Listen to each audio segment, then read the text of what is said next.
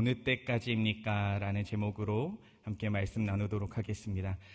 좌우 양옆에 계신 분들, 앞뒤에 계신 분들과 함께 인사해 볼까요? 잘 오셨습니다. 은혜 받고 갑시다. 은혜 받고 갑시다. 잘 오셨습니다. 오늘 이 금요영성 기도회에 오신 분들이라면 이런 기도를 한 번쯤은 해보셨을 것 같습니다. 하나님, 도대체 언제까지입니까? 하나님, 도대체 어느 때까지 우리가 이렇게 기다려야 합니까? 우리는 인생을 살면 이런 기도를 하게 됩니다. 포기하지 않고 기도했는데 응답이 안 되고 관계는 계속 어렵고 건강의 문제, 재정의 문제, 삶의 문제가 우리를 닥쳐올 때가 있습니다. 이 질문은 신앙이 없는 사람이 하는 것일까요? 저는 이 질문은 신앙이 있고 아픔과 고난을 너무나도 깊게 경험해 본 사람이 할 수 있는 그런 기도 같습니다. 오늘 우리가 읽은 시편 이 13편의 말씀이 그렇게 시작합니다. 이 시편 13편의 말씀은 세 개로 나누어집니다. 첫 번째는 하나님 앞에 탄식을 합니다. 1절에서 2절. 그리고 3절에서 4절 하나님 앞에 간구하며 나아갑니다. 그리고 5절에서 6절 하나님께 찬양을 올리며 나아갑니다. 오늘은 이 구조를 따라 세 가지의 질문으로 함께 말씀을 나눠보려고 합니다. 첫 번째 질문은 왜 하나님은 침묵하시는 것처럼 보일까? 왜 하나님은 숨은 것처럼 보일까? 라는 겁니다. 우리 1절의 말씀 함께 읽어볼까요? 1절의 말씀입니다. 시작! 여호와여 어느 때까지니까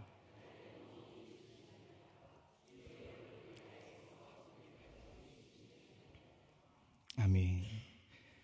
1절과 2절을 살펴보면 어느 때까지냐라고 하는 이 따져 묻는 것 같은 표현이 4번이나 등장합니다.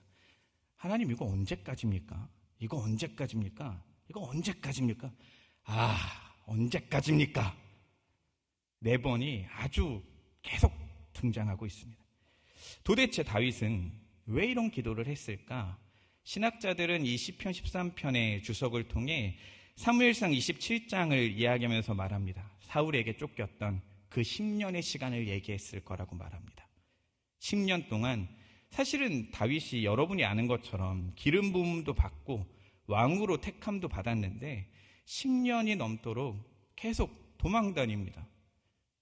그리고 또 병 걸린 것처럼 쇼를 또 해야 되는 삶을 살아가게 됩니다. 그러니 이 다윗이 고백할 수 있게 되는 겁니다.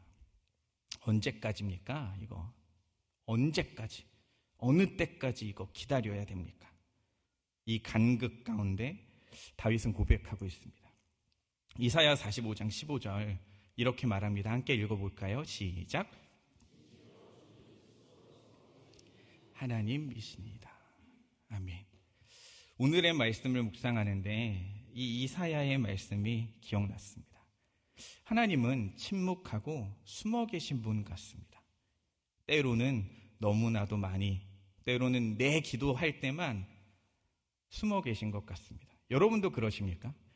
간증하는 사람들 들어보면 그 간증하는 사람들 기도는 다 들어줍니다. 건강도, 기도도 막 다 들어줍니다. 근데 내 기도만 안 들어주는 것 같습니다. 성경을 보면 하나님이 숨으시는 것 같은 장면이 드러납니다. 오늘 본문에서는 하나님이 왜 침묵하고 숨어 계시는지를 시편 13편은 말하지 않지만 성경 전체에서 한 3가지를 찾아서 하나님이 숨고 침묵하신 이유를 발견할 수 있었습니다. 첫 번째는 이사야 50장 10절의 말씀입니다. 제가 읽어드리겠습니다. 흑암 중에 행하여 빛이 없는 자라도 여호와의 이름을 의뢰하며 자기 하나님께 의지할지어다. 아멘. 흑암 중에 행하며 빛이 없는 자라도 침묵하고 숨어 계시는 하나님 앞에 이사야 50장은 말합니다. 그래도 나는 여호와를 의뢰하고 여호와를 의지하겠노라. 하나님이 보이지 않고 길이 막막해 보이는 그때 우리가 해야 하는 건 여호와를 의지하는 것이다 라고 이사야는 말합니다. 그리고 두 번째는 욥기 23장 9절에서 10절의 말씀입니다. 이 말씀 함께 읽어볼까요? 시작. 그가 왼쪽에서 일하시나 내가 만날 수 없고 그가 오른쪽으로 돌이키시나 배울 수 없구나. 그러나 내가 가는 길을 그가 아시나니 그가 나를 단련하신 후에는 아멘. 놀라운 말씀이죠. 왼쪽에서 일하시나 내가 만날 수 없고 오른쪽으로 돌이키시나 내가 배울 수 없는 이 하나님, 알고 보니 나를 단련하시는 거구나. 성경은 말합니다. 숨어 계시고 침묵하고 계신 그 이유는 나를 단련하는 거라고. 그리고 세 번째는 이런 말씀도 있습니다. 마태복음 27장 46절의 말씀인데 우리가 잘 아는 말씀입니다. 함께 읽어보겠습니다. 시작. 나의 하나님 어찌하여 나를 버리셨나이까. 아멘. 너무나도 놀라운 말씀이죠. 이때 하나님이 야 아니다 예수야, 야 아니다, 내가 크게 실수했네, 잠깐 내려와라 하고 막 하늘에서 불병거 내려가고 불말 나와가지고 십자가 딱 빼고 예수님 다 재생되고 이랬으면 이거 우리의 구원이 있었겠습니까? 하나님의 침묵엔 항상 이유가 있습니다. 지금은 하나님이 보이지 않는 것처럼 느껴지지만 결국 그 시간은 하나님이 일하는 시간입니다. 중요한 건 그것입니다. 그 시간 속에서도 하나님을 신뢰하는 것. 하나님이 보이지 않고 하나님이 침묵한 것처럼 보이고 하나님이 숨은 것처럼 보여도 우리는 그 사이에 하나님을 의지해야 된다는 겁니다. 오늘 시편의 기자는 하나님이 얼굴을 숨기신 이유를 굳이 이야기하지 않습니다. 대신에 믿음으로 하나님을 찾고 있습니다. 결국 하나님은 자신을 완전히 감추시는 분이 아니라 정해진 때에 정해진 방법으로 일하십니다. 하나님의 때에 하나님의 방법으로 일하십니다. 우리는 그때까지 하나님을 붙들고 기다리는 것, 이것이 성도가 살아가야 되는 삶의 모습 같습니다. 예전에 어머니가 수술하러 들어가신 적이 있습니다. 수술방에. 밖에서 할 수 있는 것이 아무것도 없더라고요. 도와드리고 싶은데 도와드릴 수 있는 것도 없었습니다. 의사도 들어가고 간호사들도 들어가고 소리치며 뛰어들어가는 모습들이 보였습니다. 그때 드는 생각은 지금 안에서 잘 치료하고 있을까라는 걱정이었습니다. 괜찮겠지. 그리고 하나님께 간절히 기도했습니다. 의사의 손과 간호사의 손을 붙들어 달라고, 실수하지 않고 기적이 나타나게 해달라고. 그러나 어머니는 돌아가셨습니다. 그렇다고 제가 그 보이지 않았던 수술방 안을 부정적으로 말하고 찾진 않았습니다. 왜냐하면 의사들과 간호사들이 최선을 다했을 것이라고 믿었기 때문입니다. 하나님이 보이지 않을 때, 하나님이 숨으신 것 같을 때, 하나님이 침묵하고 있을 때 하나님은 일하지 않은 것이 아니라 하나님의 방법으로 하나님의 때에 일하고 계십니다. 그러니 우리가 언제까지냐고, 어느 때까지냐고 울부짖으며 기도하는 그 순간에도 하나님은 함께 하심을 기억하시기 바랍니다. 정리해보면 첫 번째 질문의 답을 이렇게 할 수 있습니다. 하나님은 왜 침묵하시는 것처럼 보일까요? 우리 답을 한번 읽어볼까요? 시작. 하나님이 침묵하시는 이유를 우리는 다 알 수 없지만 그 침묵 속에서도 하나님은 여전히 일하고 계십니다. 시편 13편이 우리에게 이야기해 주는 것이 바로 이것 같습니다. 우리가 보지 못할 뿐이지 하나님은 멈춘 적이 없습니다.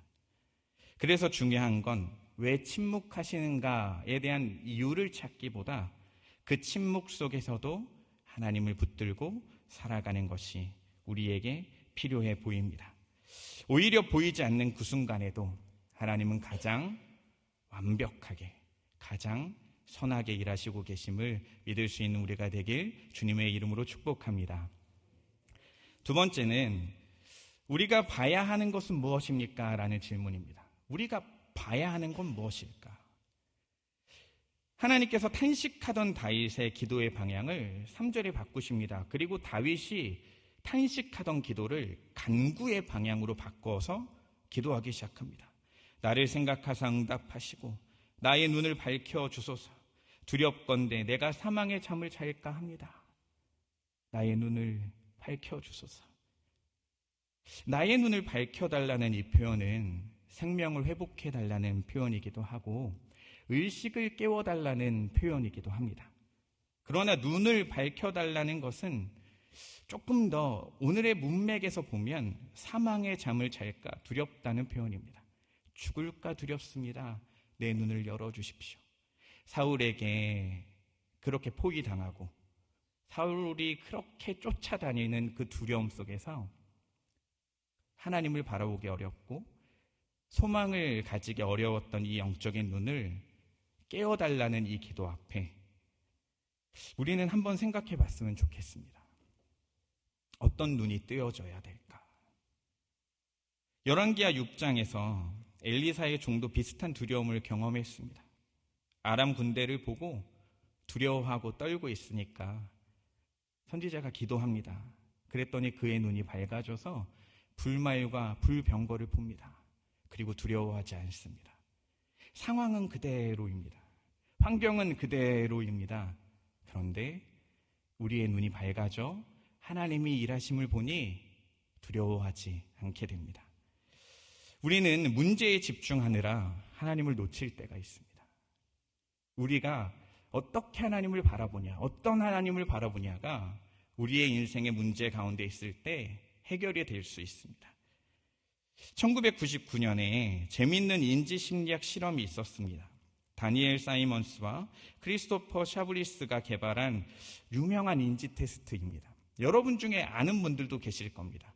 그래도 조용히 한번 모르는 분들을 위해서 봐주시기 바랍니다. 한 40초 되는 영상인데 하얀색 옷을 입은 사람이 농구공을 패스할 겁니다.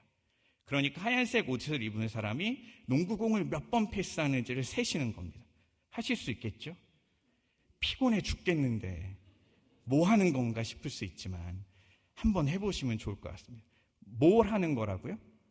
흰색 옷을 입은 사람이 농구공을 몇 번 패스하는지 이걸 한번 보도록 하겠습니다.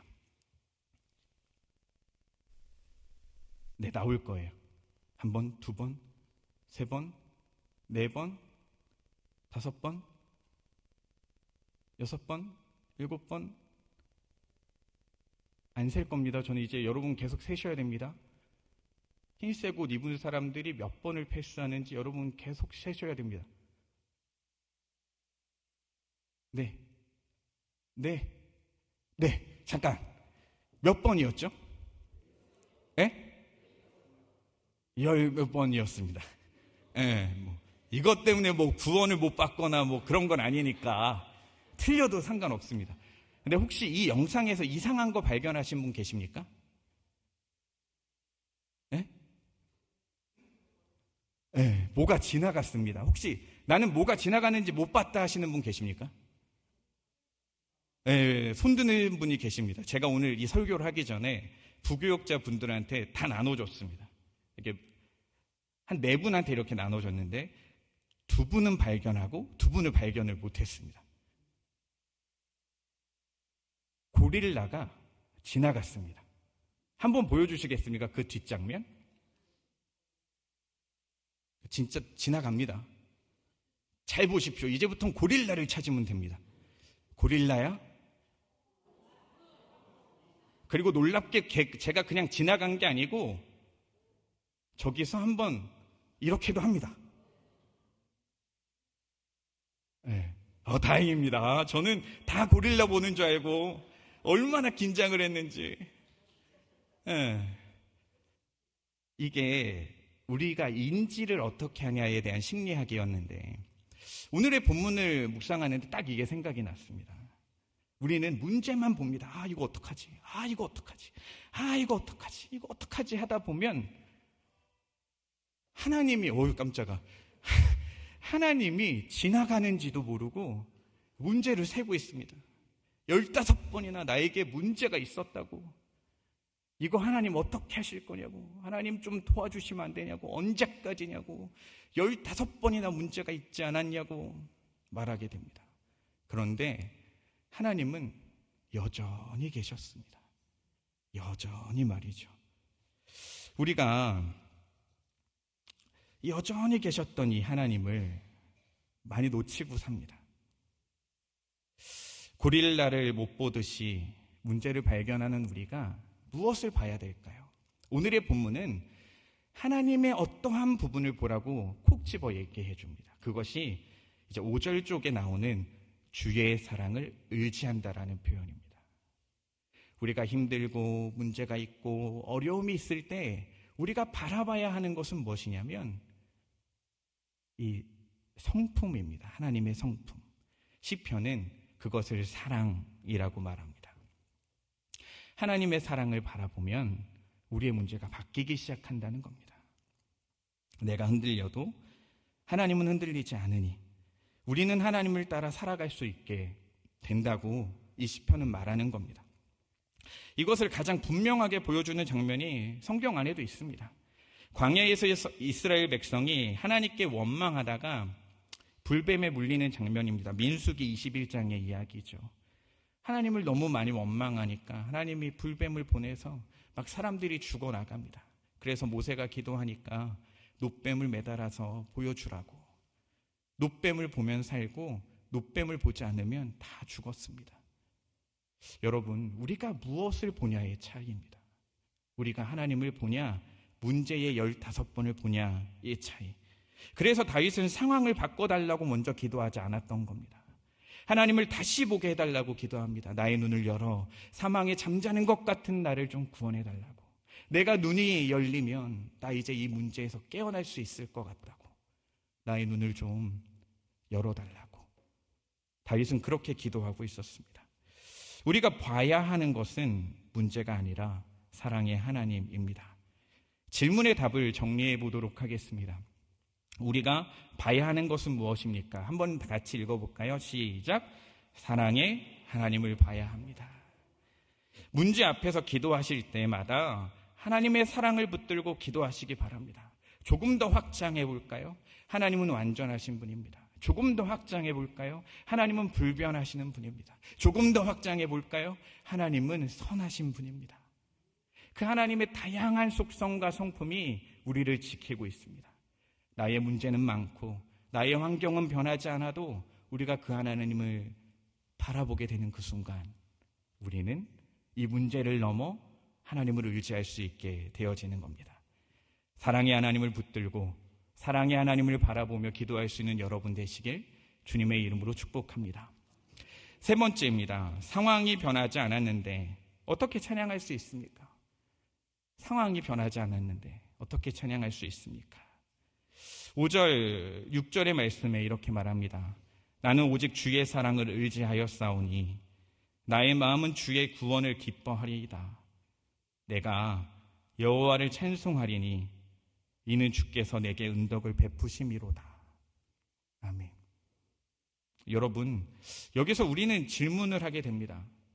상황도 안 바뀌었는데 문제도 안 끝났는데 어떻게 찬양할 수 있지? 동의가 되십니까? 말 안 듣는 자식놈은 그대로 있는데 내 건강의 문제는 그대로 있는데 내가 어려운 관계를 맺고 있는 그 사람은 그대로 있는데 어떻게 찬양할 수 있을까? 여기서 우리가 주목해야 되는 건 다윗의 상황은 하나도 바뀌지 않았다는 겁니다. 그러니 우리도 할 수 있습니다. 우리의 상황도 안 바뀌어도 우리도 할 수 있는 겁니다. 원수는 여전히 있고요. 문제도 여전히 있고 하나님은 여전히 보이지 않지만 그럼에도 불구하고 우리도 다윗처럼 이렇게 고백할 수 있게 됩니다. 어떻게 그렇게 될 수 있을까? 그 얘기를 잠시 해보도록 하겠습니다. 다윗의 고백 속에는 분명히 흐름이 하나가 있습니다. 이 5절, 6절을 보면 첫 번째는 뭐냐면 의지했다는 겁니다. 주님의 사랑을 의지했다. 그리고 그렇게 의지하니 마음이 바뀌었고 마음이 바뀌니 찬양할 수 있었다는 겁니다. 의지하고 그렇게 의지하면 마음이 바뀌고 마음이 바뀌면 찬양이 된다는 겁니다. 그런데 이 논리 구조 안에 앞에 한 가지가 빠진 것 같습니다. 6절 말씀을 생각해 보면 그 주께서 내게 은덕을 베푸심이라 라고 하는 이 표현을 보면 한 가지를 생각할 수 있습니다. 의지하려면 기억이 있어야 됩니다. 과거의 나에게 하나님이 어떻게 하셨는지, 과거에 하나님께서 나를 어떻게 도우셨는지, 다윗의 입장에서 볼까요? 어떻게 골리앗을 이겼는지, 어떻게 그 사울의 그 아픔을 음악을 통해 치료할 수 있었는지, 어떻게 사울의 그 전략 앞에서 다 피하고 살아갈 수 있었는지, 그 다윗을 끝까지 인도하셨던 하나님의 그 은덕을, 베푸셨던 그 은덕을 기억하면 우리는 의지하게 됩니다. 여러분, 문제가 있고 어느 때까지냐고, 언제까지냐고 기도하는 그 순간 우리가 붙들 수 있는 건 과거에 여러분을 향해 하셨던 하나님의 사랑과 은덕이라는 겁니다. 여러분, 어떤 은혜가 있으셨습니까? 저는 하나님이 참 싫었습니다. 개척교회의 목사의 아들로 태어나 85년도에 태어난 인생인데도 간장이 제일 좋은 반찬이었습니다. 어렸을 때 그 못 먹어서 걸렸던 병이 수두룩했습니다. 그래서 목사가 싫었고 하나님이 별로 좋지 않았습니다. 그런데 그런 저에게 하나님이 베푸셨던 은혜가 아직도 기억이 납니다. 축구를 열심히 축구 선수를 꿈꾸며 초등학교에서 축구부에 들어가서 첫 경기를 하는데 코치 선생님이 얘기하는 겁니다. 싱가드가 있어야 경기에 나간다고. 싱가드가 뭔지 아십니까? 축구 선수들이 이 무릎 앞에 차는, 종아리 앞에 차는 겁니다. 그게 법이라고. 근데 저희 집엔 축구화도 없었습니다. 경기를 포기하고 하염없이 혼자 앉아 있었습니다. 말도 못하고. 근데 누군가가 그 지하방 앞에 툭 물건을 떨어뜨리는 게 들리는 겁니다. 문을 열어봤더니 축구화와 그 싱가드가 들어가 있었습니다. 배가 고파서 기도했습니다. 쌀 한 포대가 집 앞에 있었습니다. 어린 시절 하나님께서 저에게 주셨던 은혜들은 먹이시고 입히셨던 그런 은혜들이었습니다. 교만해서 하나님이 싫다고 고백했던 그 순간에도 하나님은 입을 것, 먹을 것 하나하나 채우시고 입히시고 먹이셨습니다. 여러분, 상황이 변하지 않았는데 찬양할 수도 있습니다. 그런데 하나님의 은혜를 기억해 보면 그 과거에 따라 또 찬양할 수 있습니다. 여러분도 저보다 더 많은, 더 다양한 이렇게 은혜를 받았던 때가 있었을 겁니다. 하나님이 도우셨다라고 말할 수밖에 없던 그 은혜, 하나님께서 일하셨다고 말할 수밖에 없던 그 은혜가 여러분에게 있었을 겁니다. 언제까지냐고, 이 문제 어떻게 해야 되냐고 간구하는 여러분에게 하나님께서는 이미 보여주셨습니다. 내가 너를 사랑한다고, 내가 너를 통해 일하고 있다고 말이죠. 우리는 하나님이 일하셨음을 기억해야 됩니다. 그리고 그렇게 기억하게 되면 그 사랑을 의지하게 됩니다. 그리고 그렇게 그 사랑을 의지하게 되면 우리는 기도하고 찬양하게 됩니다. 여러분은 지금 무엇을 붙들고 계십니까? 내 마음은 주의 구원을 기뻐하리이다. 다윗은 이렇게 고백했습니다. 이 구원이 과거부터 있었던, 하나님이 이 사자의 손에서, 곰의 손에서 구원해 주셨던 그때부터의 다양한 구원이라고 저는 생각합니다. 과거부터 지금까지, 여러분이 이 땅에서 태어나서 지금까지 하나님이 여러분을 그렇게 지키셨고 인도하셨습니다. 상황은 그대로일지 모릅니다. 지금 기도하는 제목, 언제까지냐고 기도하는 그 기도의 제목은 그대로일 수 있습니다. 그러나 확실한 것이 하나 있습니다. 여러분 과거에 하나님께서 역사하셨던 그 놀라운 은혜는 여전하다는 겁니다. 우리는 그것을 기억하고 의지하고 마음을 들여 주님께 찬양할 수 있게 되어진다는 겁니다. 찬양은 억지로 만들어내는 것이 아닙니다. 하나님을 의지하는 사람에게 자연스럽게 흘러나오게 됩니다. 우리가 하나님의 은혜를 누릴 때 불렀던 찬양들이 있지 않습니까? 오늘 고 목사님이 찬양 인도하실 때 내게 강 같은 평화 부르지 않았습니까? 저는 이 곡을 부를 때마다 생각납니다. 저희 개척교회 이름이 평화교회였습니다. 그런데 평화는 하나도 없었습니다. 귀신 들린 분, 가난한 분, 고아 누나 5명, 먹을 것도 입을 것도 없는데 사람들만 그렇게 와서, 그런데 그 평화의 찬양을 고백할 때 다시 한번 생각이 났습니다. 아, 그렇지. 그때도 하나님은 일하셨고 지금도 일하셨지. 처음 이 교회가 벽돌을 쌓으며 시작했을 때, 여러분이 하나님께 간구하며 이 성전을 바치셨을 그때에도 우리 그렇게 기도하지 않았겠습니까? 사도행전 16장을 보면 바울과 실라도 고난이 있었습니다. 감옥에 갇혔습니다. 그런데 그들이 찬양할 수 있었습니다. 왜였을까요? 저는 그런 고난과 고통의 순간에서도 과거부터 일하셨던 하나님의 은혜가, 그리고 이 문제가 그렇게 큰 문제가 아니라고 알려주셨던 하나님의 은혜가 이 바울과 실라에게 있었을 것이라고 생각합니다. 그러니 감옥에 갇히던, 그러니 돈이 없던, 그러니 건강이 없던 우리는 찬양할 수 있지 않았겠습니까? 종교개혁자들의 이야기를 잠시 해드리려고 합니다. 마르틴 루터와 필립 메라니톤이라는 종교개혁자가 있었습니다.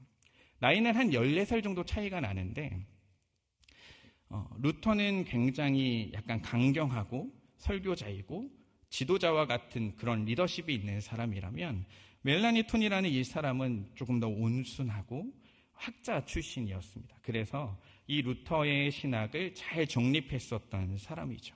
그런데 루터가 이 추방령을 당하게 됩니다. 보름스 제국회의에서 말이죠. 그리고 어쩔 수 없이 숨어 지내게 되니까 이 멜라니톤이 그 종교개혁을 진행하며 나아갔었던 그 무거운 영적인 무게, 그리고 그 대업을 어떻게 이룰지에 대한 두려움과 떨림 가운데, 이거 어떻게 사역하지? 이거 어떡하지? 모세 이후에 여호수아가 들어갔을 때보다 더 많은 부담이었지 않겠습니까? 리더가 갑자기 사라졌으니까 이거 어떡하지? 고민하는 그에게 루터가 이렇게 편지를 보냅니다. 편지를 좀 요약해보면 이런 내용입니다. 한번 함께 읽어보겠습니까? 시작. 나는 당신을 위해 기도하고 있습니다. 당신도 나를 위해 기도하십시오. 그리고 두려움 속에서도 그리스도를 더욱 신뢰하십시오. 야, 문제는 이렇게 해결해야 돼. 누구 찾아가고 이거 한 다음에 이거 해, 이게 아니고 하나님을 신뢰하자. 이것이 모든 문제를 해결했었던 그 방법이었다는 겁니다. 종교개혁자들도 두렵고 떨립니다. 종교개혁자들도 믿음이 흔들리고 두려워합니다. 그때 동일한 동역자였던 이가 뭐라고 말하냐면, 우리가 그리스도를 더욱 신뢰하자라고 말합니다. 하나님을 의지하는 것이 핵심입니다. 종교개혁자들도 두렵고 떨렸지만 그 대업을 이뤘습니다. 우리의 마음이 변하여 찬양하게 되는 그 사건은 하나님께서 우리의 인생을 쭉 인도하셨던 것처럼 그것을 기억하고 그것을 의지하여 우리의 마음을 주님께 올려 찬양하는 것입니다. 세 번째 질문의 답을 이렇게 정리할 수 있을 것 같습니다. 한번 함께 읽어볼까요? 세 번째 질문의 답입니다. 검정색입니다. 함께 읽겠습니다. 시작. 상황이 변하지 않았는데 어떻게 찬양할 수 있습니까? 하나님을 기억하고 의지함으로 마음이 바뀌었기 때문에 찬양할 수 있습니다. 그렇습니다. 우리의 찬양은 그냥 입바른 모습이 아니라 우리의 의지와 하나님의 역사심이 우리 가운데 가득하게 있을 때 신정으로 올려드릴 수 있습니다. 지금 마음속에 가장 해결되지 않은 문제 하나를 떠올려 보십시오. 한 30초의 시간을 드리도록 하겠습니다. 이 문제는 왜 해결이 안 되지 하시는 그 문제.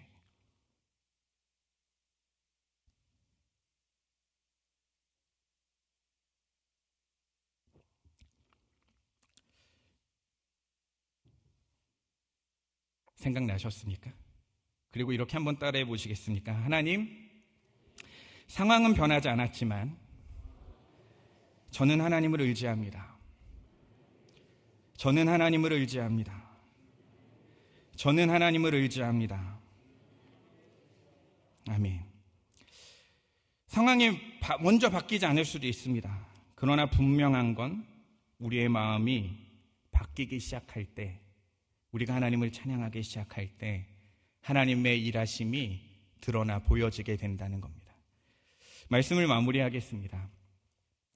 오늘 우리는 시편 13편을 따라 세 가지 질문을 붙들고 하나님 앞에 섰습니다.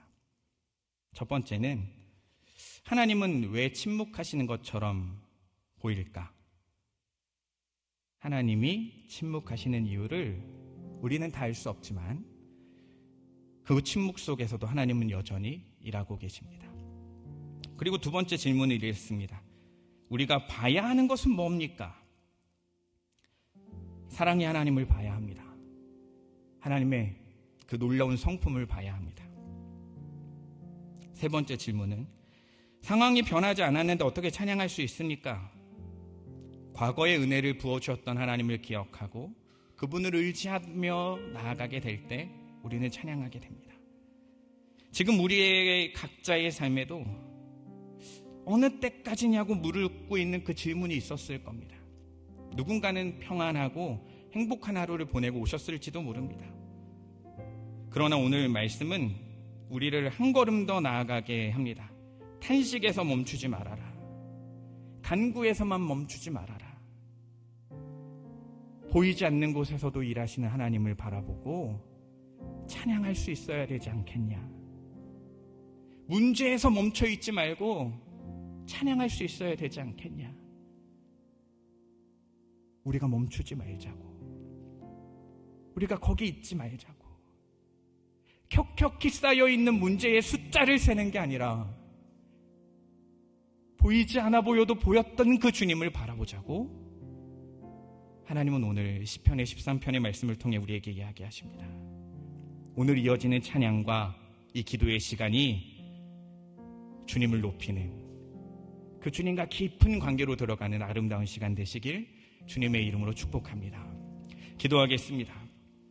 어느 때까지입니까? 라고 부르짖는 우리의 마음을 아시는 하나님, 하나님이 침묵하시는 것처럼 느껴질 때도 우리를 버리지 않으시고 단련하시며 인도하시는 것을 믿습니다. 주님, 우리의 눈을 밝혀주옵소서. 상황이 아니라 하나님을 보게 하옵소서. 변하지 않는 주의 사랑을 붙잡게 하옵소서. 문제를 붙잡고 있던 손을 내려놓고 하나님께 맡기는 믿음을 주옵소서. 탄식 속에서도 주를 신뢰하게 하옵소서. 주님을 기억하게 하옵소서. 이어지는 모든 예배 가운데 은혜를 더하여 주시고 오직 주님만을 높이며 나아가는 시간 되도록 함께하여 주옵소서. 그리스도이신 예수님의 이름으로 기도합니다. 아멘.